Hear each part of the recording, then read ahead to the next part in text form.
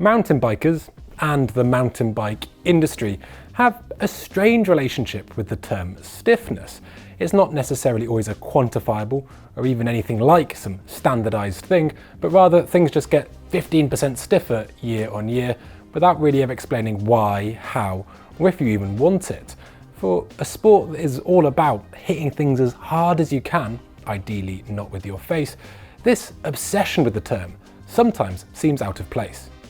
Flex, on the other hand, seems like something of a dirty word. Flexi frame, bad. Flexi fork, bad. Flexi wheels, bad.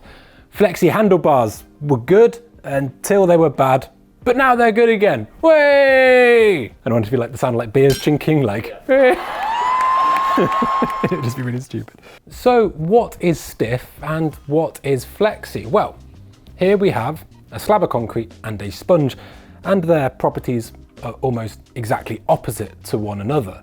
One could say that the slab of concrete is very stiff and the sponge is very flexible. So that's it settled. We want to make our bikes out of rocks. Well, yes and no. You see, if we stood on this concrete, it might offer us more stability and therefore give us the impression that it is stronger. However, if we threw them both outside of an airplane, I imagine the sponge would fare better on impact. You see, when something is more flexible, it can often actually be stronger. And although not universally true, things can become so stiff that they often become brittle and more prone to damage. So that's that settled. We want to make our bikes out of sponges. Well, it's obviously very complicated. We tend to want quite a stiff chassis, and that becomes really apparent in our shock performance. We need something that can handle both our inputs as well as give us compliance and comfort.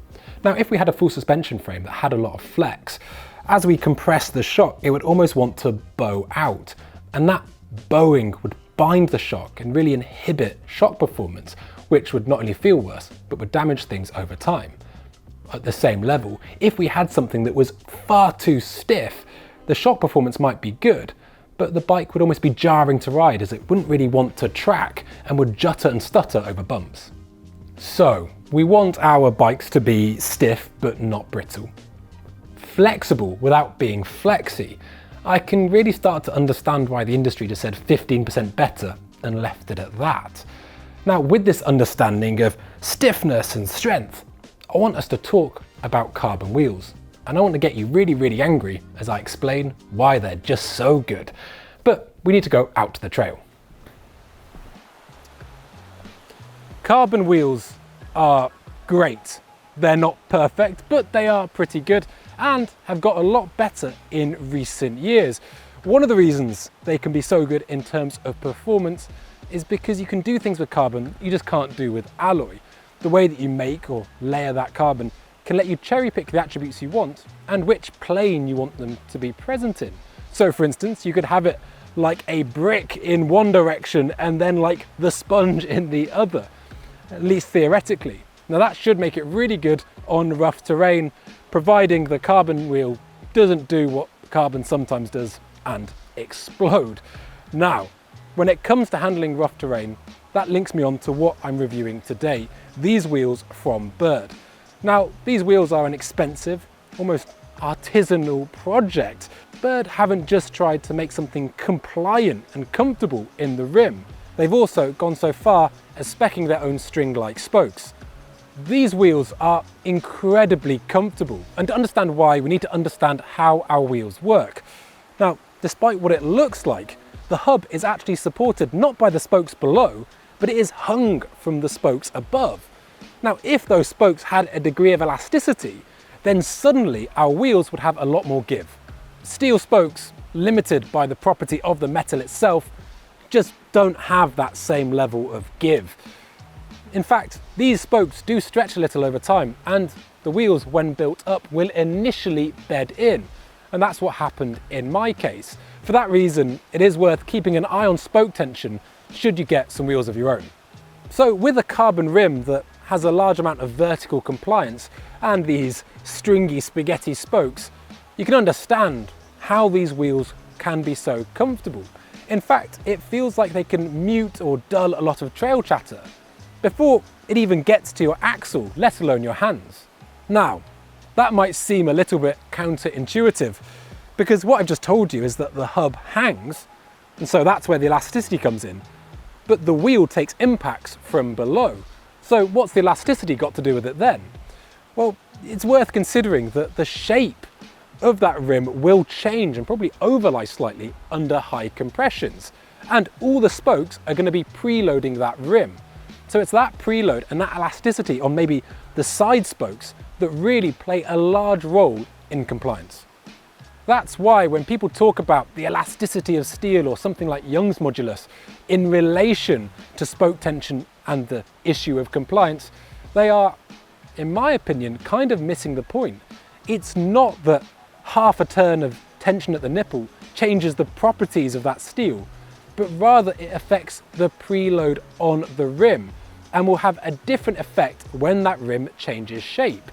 Much in the same way that preload collar works on our coil sprung shocks. It doesn't change the spring rate, but that preload does have a markedly different effect on feel. These wheels are very comfortable then. And another area you'll really appreciate the compliance is in the lack of burping.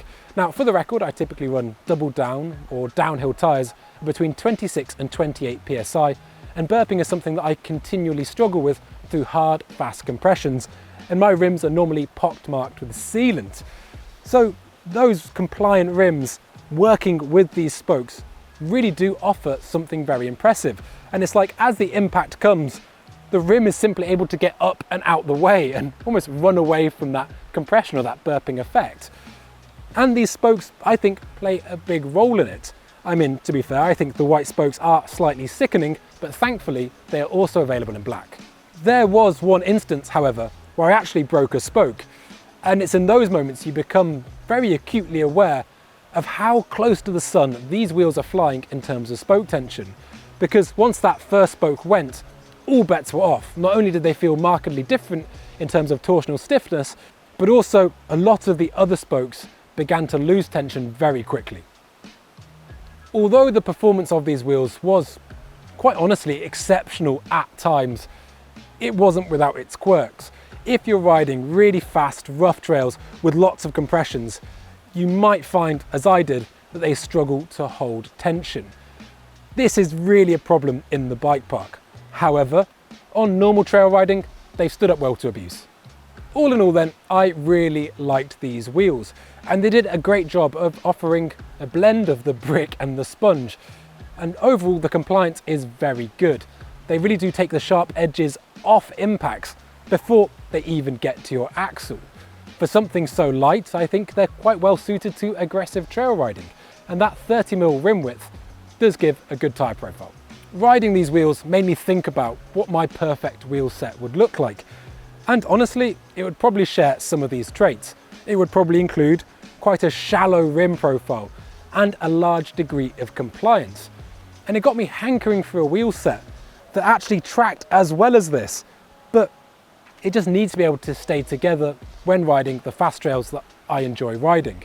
I wish after that initial stretch period, there was some way of spot welding the nipple at the end of the spoke, because it's not like that carbon rim is ever going to change shape unless it catastrophically changes shape. So if they could solve that issue of the detensioning, they could be onto something really great. During the period of testing and all the retensioning I was doing, I did try varying strengths of thread lock, but to no avail. These Berd Hawk 30 wheels do offer something really great for trail riders that want a high degree of comfort, but the claims about being able to ride enduro trails probably don't quite match up, in my experience at least. These wheels are a real craft product and have got the price tag to boot. They do ride very well, and I really hope Berd persist with this technology because it could lead to something truly exceptional. On the topic of wheels, if you're like me and you ride a lot of fast trails and go through your fair share of tyres, plus you want to put off doing what you should actually be doing at work or school for 5 more minutes, then check out this quick video we did on some cheap and easy ways to repair your tubeless tyres.